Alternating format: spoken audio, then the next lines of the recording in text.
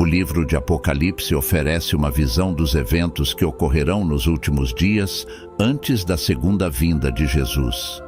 Ele descreve o surgimento do Anticristo, seu governo na terra, a derrota final de Satanás e o julgamento de Deus sobre toda a humanidade. O apóstolo João, enquanto estava na ilha de Patmos, recebeu revelações que não apenas abordam o fim dos tempos de forma poética, mas também enumeram eventos significativos, como os 7 selos, os 4 cavaleiros, as 7 trombetas e as 7 taças da ira de Deus. Neste vídeo, vamos nos concentrar nas 7 taças da ira de Deus. Mas antes disso, peço que você deixe seu like, se inscreva no canal e ative o sininho para receber notificações assim que eu postar o próximo vídeo. Vamos começar por compreender o significado das taças da ira de Deus, antes de analisar o que cada uma delas trará ao mundo durante o fim dos tempos. Nos capítulos 15 e 16 de Apocalipse, João registra sua visão dos 7 anjos segurando as 7 taças da ira de Deus. Nessa passagem, a Bíblia apresenta o juízo divino devido à rebeldia e à dureza de coração da humanidade. Antes do derramamento das 7 taças, Deus sempre advertiu os pecadores, dando-lhes a oportunidade de se arrependerem, como vimos nas 7 trombetas.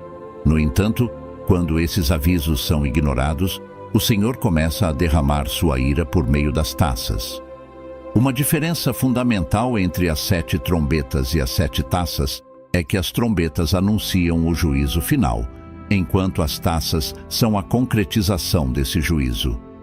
Nas trombetas, a destruição afeta 1/3 da terra, do mar, dos rios, do sol e dos homens. Já nas taças, a destruição é total e abrange tudo e todos. No início do capítulo 15, João descreve o momento em que viu um anjo segurando as taças com as 7 pragas de Deus, que representam sua completa ira sobre a terra.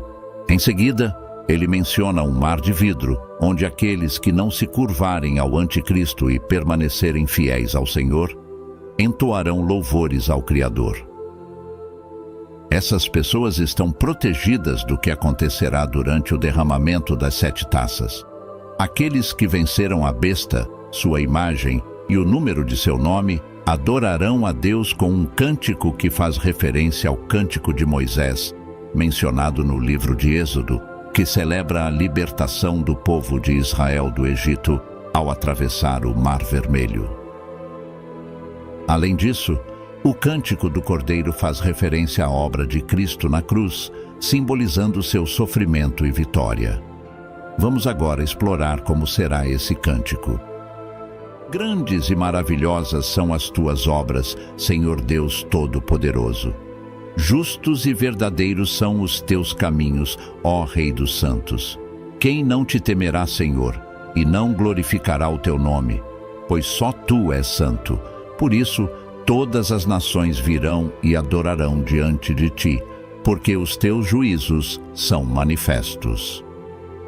Isso demonstra que, da mesma forma que os israelitas foram libertos da escravidão no Egito, os santos serão libertos da opressão deste mundo pecaminoso, que será castigado pelas pragas enviadas por Deus.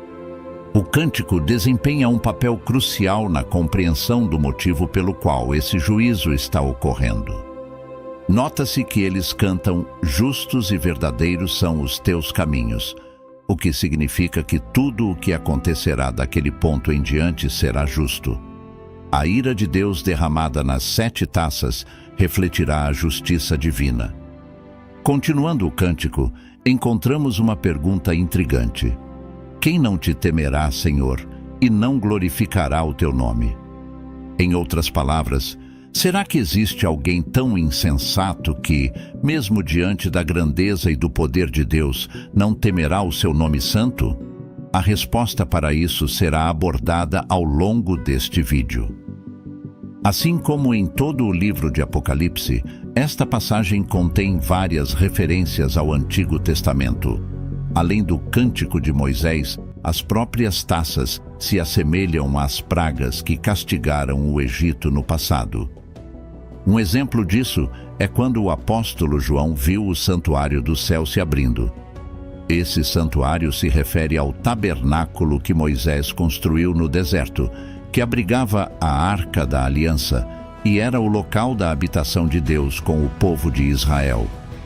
Quando os 7 anjos com as 7 pragas da ira de Deus saíram do santuário, estavam vestidos com um linho puro e resplandecente, com um cinturão de ouro ao redor do peito, muito semelhante às vestes dos sacerdotes do Antigo Testamento. Os sacerdotes eram mediadores entre Deus e os homens, indicando que esses anjos representam a ira divina. Após isso, vemos que o santuário foi tomado pela fumaça, e ninguém podia entrar nele até que as 7 pragas dos 7 anjos fossem cumpridas.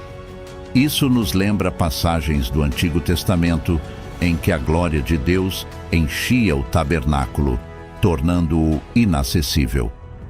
No derramamento das taças, não há mais espaço para o arrependimento, pois a ira de Deus está sendo derramada, e ele não cessará até que seus propósitos sejam cumpridos. O santuário está bloqueado, ou seja, ninguém terá acesso à misericórdia de Deus. No capítulo 16 do livro de Apocalipse, começamos a ver o derramamento das 7 taças da ira de Deus. Lembre-se de que essas taças afetarão apenas aqueles que adoraram e serviram ao Anticristo. Os santos, como vimos no capítulo 15, estarão protegidos e cantarão louvores ao Senhor, enquanto a Igreja de Cristo estará ao seu lado no céu, aguardando ansiosamente sua volta à terra para estabelecer seu governo de 1000 anos. Agora, vamos explorar as 7 taças, começando com a primeira, onde o apóstolo João escreveu: E ouvi uma grande voz que, vinda do templo, dizia aos 7 anjos: Ide e derramai sobre a terra as 7 taças da ira de Deus.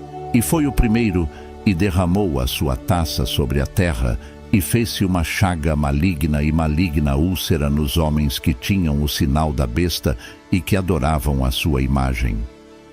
A primeira taça será derramada sobre a terra, e todos aqueles que tiverem a marca da besta e entregarem suas vidas ao Anticristo serão castigados com feridas muito dolorosas, que serão incapazes de serem curadas.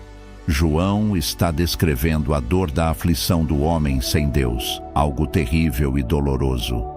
A segunda taça está escrito: E o segundo anjo derramou a sua taça no mar, que se tornou em sangue como de um morto, e morreu no mar toda a alma vivente. A segunda taça será derramada sobre o mar, e o mar se tornará em sangue, e morrerá todo ser vivente que ali habita. Nas trombetas, apenas 1/3 do mar foi atingido, mas aqui o mar é atingido por completo, mostrando a destruição da natureza diante do juízo e da grandeza de Deus. A terceira taça trará algo terrível e certamente causará pavor em todos aqueles que decidiram não seguir os caminhos do Senhor. Veja o que está escrito: E o terceiro anjo derramou a sua taça nos rios e nas fontes das águas, e se tornaram em sangue. E ouvi o anjo das águas, que dizia: Justo és tu, ó Senhor, que és e que eras, e santo és, porque julgaste estas coisas. Porquanto derramaram o sangue dos santos e dos profetas, também tu lhes deste o sangue a beber. São dignos disso. E ouvi outro do altar que dizia: Na verdade, ó Senhor Deus Todo-Poderoso, verdadeiros e justos são os teus juízos. Essa taça será derramada nos rios e nas fontes das águas, que se tornarão em sangue. Perceba que os ímpios que derramaram o sangue dos santos e dos profetas do passado terão que beber dessa água transformada em sangue, mostrando o quão justo é o julgamento de Deus. Se você ler Apocalipse, capítulo 6, versículos 9 a 11, verá que na abertura do quinto selo, os mártires que morreram por causa de sua fé clamaram pela justiça de Deus contra aqueles que os mataram. Agora, no derramamento da terceira taça, Deus responde às suas orações e se vinga daqueles que tiraram suas vidas. É por isso que no versículo 7 o anjo canta: Ó Senhor Deus Todo-Poderoso, verdadeiros e justos são os teus juízos. Quanto à quarta taça, no derramamento da quarta taça, o juízo de Deus sobre os ímpios piorará ainda mais. Vamos ver o que está escrito. O quarto anjo derramou a sua taça no sol, e foi-lhe permitido que abrasasse os homens com fogo. E os homens foram abrasados com grande calor e blasfemaram o nome de Deus, que tem autoridade sobre estes flagelos, e não se arrependeram para lhe darem glória. A quarta taça será derramada sobre o sol, e os homens serão queimados com um intenso calor. Nas trombetas, quando o sol escureceu, os homens não se arrependeram. Agora, eles serão castigados por isso, pois ignoraram o alerta de Deus ao fazer o sol parar de brilhar. Todos terão que sentir o grande calor que ele causará na terra. Não será somente isso. Esta passagem mostra que, mesmo diante da ira do Senhor, as pessoas não se arrependerão. Em vez de glorificar o seu nome e clamar pela sua misericórdia, blasfemarão contra Deus. Lembra-se da pergunta feita no Cântico dos Santos, registrado no capítulo 15 que eu citei no início deste texto? No cântico, eles dizem assim: Quem não te temerá, Senhor, e não glorificará o teu nome? E aqui está a resposta: o homem estará tão cego em sua perversidade que, mesmo diante do castigo, blasfemará contra o Deus Todo-Poderoso. A quinta taça da ira divina será derramada diretamente sobre Satanás. Vamos observar o que está registrado sobre isso. E o quinto anjo derramou a sua taça sobre o trono da besta, e o seu reino se fez em trevas, e eles mordiam as suas línguas de dor, e blasfemaram do Deus do céu por causa das suas dores e das suas úlceras, e não se arrependeram das suas obras. Nessa passagem, é evidente que a quinta taça será derramada sobre o trono da besta, que é o epicentro do governo do anticristo. Quando o centro do poder do anticristo for atacado, isso levará a humanidade ao colapso. As pessoas se sentirão desamparadas, pois o líder que admiravam tanto será humilhado pelo Senhor. No entanto, mais uma vez, os seguidores da besta blasfemarão contra Deus, em vez de se arrependerem de suas ações malignas. Eles sofrerão intensamente, mordendo a língua de dor, mas ainda assim encontrarão forças para proclamar sua inimizade contra Deus. A sexta taça representa o derramamento da ira divina, descrevendo o evento do Armagedom, que ocorrerá quando as forças malignas de todo o mundo se unirem na tentativa de derrotar Israel, conforme registrado nas Escrituras Sagradas. O sexto anjo derramou a sua taça sobre o grande rio Eufrates, e a sua água secou-se, para que se preparasse o caminho dos reis do Oriente. E vi saírem da boca do dragão, e da boca da besta, e da boca do falso profeta, 3 espíritos imundos, semelhantes a rãs. Porque são espíritos de demônios que fazem prodígios, os quais vão ao encontro dos reis da terra e de todo o mundo, para os congregar para a batalha, naquele grande dia do Deus Todo-Poderoso. Eis que venho como ladrão. Bem-aventurado aquele que vigia e guarda as suas roupas, para que não ande nu, e não se vejam as suas vergonhas. E os congregaram no lugar que em hebraico se chama Armagedom. O termo Armagedom origina-se da montanha de Megido, localizada na região de Israel, e é onde está prevista a batalha final entre Jesus e Satanás. A Bíblia relata que 3 espíritos malignos, similares a rãs, sairão da boca do dragão, da besta e do falso profeta. Estes espíritos demoníacos convocarão os líderes mundiais a reunir seus exércitos para enfrentar os judeus em Jerusalém, com o objetivo de destruí-los e, assim, impedir o retorno de Cristo. Este evento marca o ápice da grande tribulação, e a Bíblia afirma que, se não fosse encurtado, o povo de Deus não sobreviveria.